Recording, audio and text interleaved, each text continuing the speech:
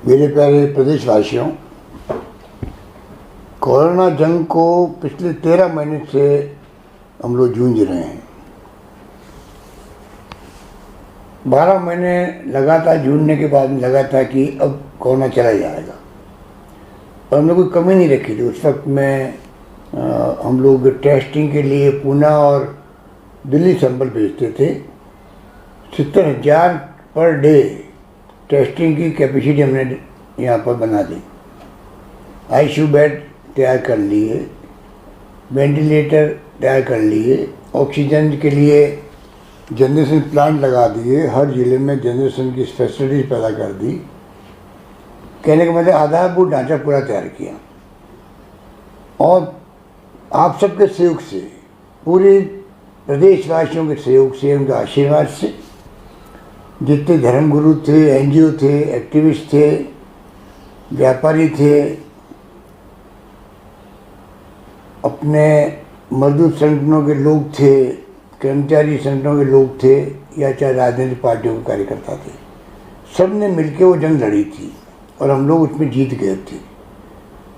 Bhilwara model का भी और राजस्थान का भी पूरे देश में नहीं बल्कि देश के बाहर, दुनिया के मुल्कों के अंदर भी प्रचार हुआ कि राजस्थान में बहुत शानदार कोरोना का प्रबंधन हो रहा है।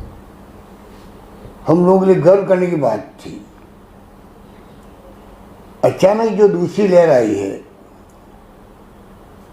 पिछले 1 महीने से पूरी तरह तबाही मचा दी। 15 अप्रैल की बात करें तो 250 केस आते थे प्रतिदिन। आज 6,500 केस प्रतिदिन आ रहे थे, कभी 7,000 आ रहे हैं। मृत्यु दर 0 हो गई थी। 15 मार्च को प्रतिदिन कोई मृत्यु हो नहीं रही थी उन दिनों के अंदर। आज 33 लोग मर गए हैं, कभी 30, कभी 32, कभी 33 के आंकड़े आए प्रतिदिन के। ये कोरोना भी अलग तरह के मिजाज का है, ये बहुत ही खतरनाक है। ये दूसरी लहर विशेषज्ञ कहते हैं हमेशा बहुत खतरनाक होती है। इस लहर के अंदर एक तो बहुत फास्ट ये फैल रहा है, नंबर 1। नंबर 2, ये बच्चों में भी जा रहा है, युवाओं में भी जा रहा है। जो पहले खाली बुजुर्गों में जाते थे वो संक्रमित होते थे। और नंबर 3, ये कोरोना घातक रूप ले रहा है। इतनी मृत्यु दर तो पूरे साल भर में कभी भी नहीं हुई थी। उस वक्त पूरे साल भर के आंकड़े देखें तो 20 मृत्यु पर डे मैक्सिमम हुई थी कुछ दिनों के लिए पूरे प्रदेश के अंदर। और अब कभी 25, कभी 35, कभी 33, मैंने कहा आपको। तो ये जो स्थिति बनी है, घातक ये है, तेज़ी से फैल ये रहा है, नौजवानों बच्चों तक में जा रहा है। आप टीवी देखते होंगे किस प्रकार के दृश्य देखने को मिल रहे हैं। शमशान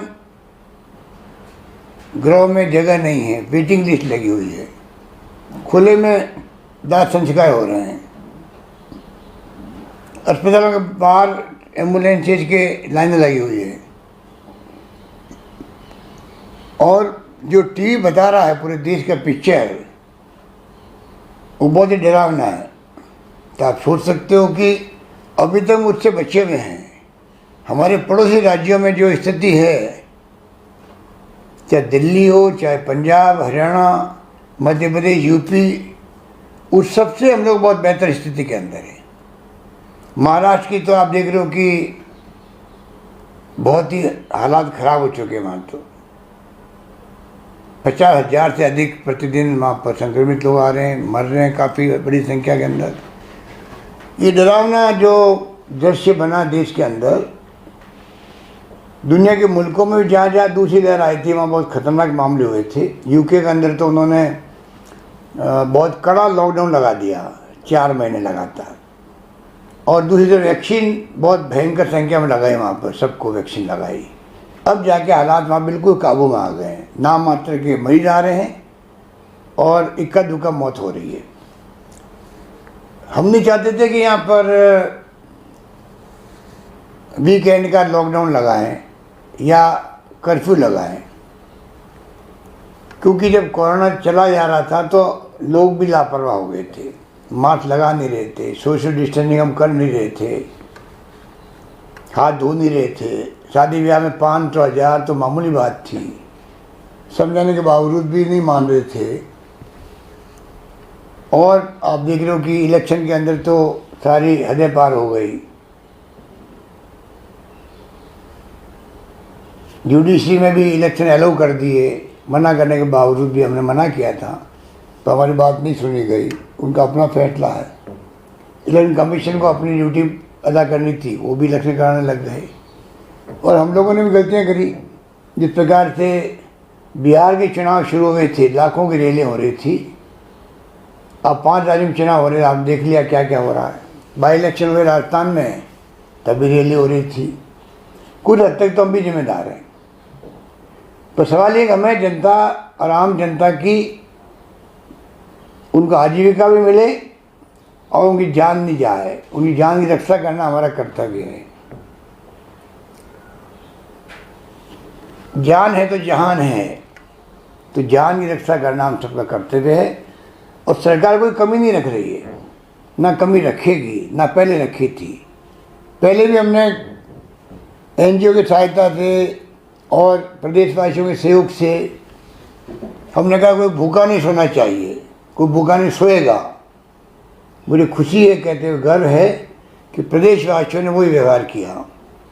आगे बढ़ बढ़ करके कच्चा खाना, पक्का खाना सबको खिलाया गया, पैकेट बांटे गए। विधायकगणों को हमने कहा, उन्होंने अपने फंड से पैकेट दिए परिवारों को। सरकार ने भी गेहूँ भी, दालें भी दी फ्री। और 35 लाख लोगों को मैंने बार बार उनके खाते के अंदर हम लोगों ने पहले 1000, फिर 1000 और फिर 1500 और फिर अभी मैंने हाल ही में 1000 रुपये और उनके खाते में हमने ट्रांसफ़र किए हैं। एक किस्त और हम देंगे उनको। परंतु फिर भी आजीविका की जो चुनौती हमारे सामने है वो सब जानते हैं। तो हमें ये देखना पड़ेगा किस प्रकार आजीविका चलती रहे, उनको तकलीफ़ नहीं हो। क्योंकि तकलीफ़ उसको होती है जो सुबह शाम कमा के खाता है। बाकी लोग तो फिर भी बर्दाश्त कर सकते हैं, खर्चे कम कर सकते हैं, कुछ भी कर सकते हैं। इस संकट की घड़ी के अंदर सहयोग सबने किया है, पर गरीब आदमी की स्थिति बहुत ख़राब होती है। हमारा पूरा ध्यान प्रदेशवासियों की समस्याओं पर है। आप निश्चिंत रहें, पूरी तैयारी हमारी अब भी है। आप देख रहे हो ऑक्सीजन की मांग महाराष्ट्र कर रहा है केंद्र सरकार से। आप हवाई जहाज से ऑक्सीजन ट्रांसपोर्ट करो महाराष्ट्र के अंदर। और केंद्र सरकार ने भी फैसला किया आज कि बाहर के मुल्कों से इंपोर्ट करेंगे ऑक्सीजन को बाहर के मुल्कों से आयात करेंगे। तो बिना ऑक्सीजन तो आप सोच सकते हो क्या स्थिति बन सकती है। जो दवाइयाँ हैं वो दवाइयाँ पूरी मिल नहीं पा रही है, इतनी मांग बढ़ गई है। और दवाइयों के साथ में जो हालात बने हैं, तो दवाई हो चाहे ऑक्सीजन हो, कितनी हम बढ़ा दें संख्या, उसके बाद में अगर संख्या बढ़ती जाएगी मरीजों की, तो एक तरफ तो कैजुअलिटी ज़्यादा होगी, लोग तकलीफ पाएंगे। क्योंकि पोस्ट कोविड भी स्थिति अच्छी नहीं रहती है। कोविड ठीक होने के बाद में भी काफ़ी महीनों तक तकलीफ रहती है व्यक्ति को, सांस लेने में के अंदर भी, चलने के अंदर भी कई तरह की प्रॉब्लम रहती है। तो ये कोरोना हो ही क्यों, बचावी उपाय है, ये दिमाग में रखें हम सब लोग। और किसी विशेषज्ञ ने कहा है कि कोरोना की लड़ाई जो है, महामारी की लड़ाई अस्पतालों में नहीं लड़ी जाती है, ये मैदान में लड़ी जाती है। उसके मायने हैं मैदान में, घरों में हम सब जो है किस प्रकार से जो प्रोटोकॉल है कोरोना का बचाव का, किस प्रकार से हम लोग मास्क लगाएं, किस प्रकार से हम लोग हाथ को बार बार धोएं, किस प्रकार सोशल डिस्टेंसिंग रखें।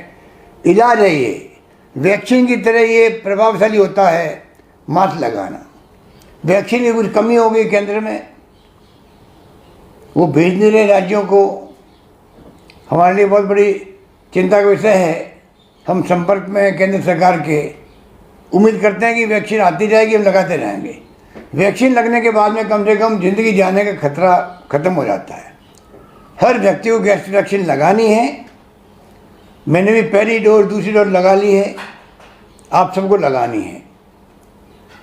सरकार पूरी व्यवस्था करने में लगी हुई है, चाहे वो इलाज हो, चाहे वो वैक्सीन हो, चाहे सोशल सिक्योरिटी के माध्यम से हम क्या कर सकते हैं, कैसे हम लोग सब मिलकर के। मैं तो आह्वान करना चाहूँगा प्रदेशवासियों को, सभी तबकों को, सभी वर्गों को, सभी संगठनों को।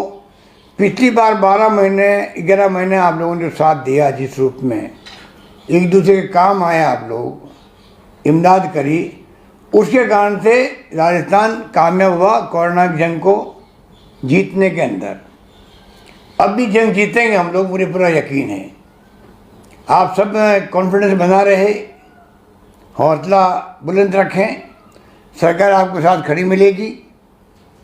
सारी व्यवस्था हमने करी है, आने वाले वक्त में और हम करेंगे। पूरी तरह हम लोग लगातार गांव के सरपंच पंच तक संपर्क में रहना चाहते हैं। प्रदेशवासियों के तमाम संगठनों से मैंने बातचीत करी है, धर्मगुरुओं से बात करी है, जिससे बात करी है सब लोगों ने विश्वास दिलाया कि हमें जो माहौल बन गया है, हालात हो गए हैं, उसके अंदर हमें सख्त कार्रवाई करनी पड़ेगी, उसके बगैर काम नहीं चलेगा। मैं आपसे अपील करूंगा अंत में कि कृपा करके आप जो फैसले किए सरकार ने, उसको इम्प्लीमेंट करने में आप सहयोग करें। ये नौबत नहीं है कि पुलिस को सख्ती करनी पड़े, क्योंकि हमें जान बचानी लोगों की, और जान बचाने में सख्ती करनी पड़ेगी, वो भी करेंगे, तब जाकर के हम लोग इसको काबू में कर पाएंगे। बड़ा महामारी है, फैलते हुए वक्त नहीं लगता है। 1 अप्रैल 15 अप्रैल के आगे देखेंगे तो आप देखोगे हो क्या गया 15 दिन के अंदर। 30-35 लोग मरना प्रतिदिन, कभी सुना ही नहीं था हमारे राजस्थान के अंदर, वो स्थिति बन गई है। यही बात कहता मैं आपको मैं विश्वास रखता हूँ कि आप लोग कमी नहीं रखेंगे पूरा सहयोग करने में। धन्यवाद। जय हिंद। धन्यवाद।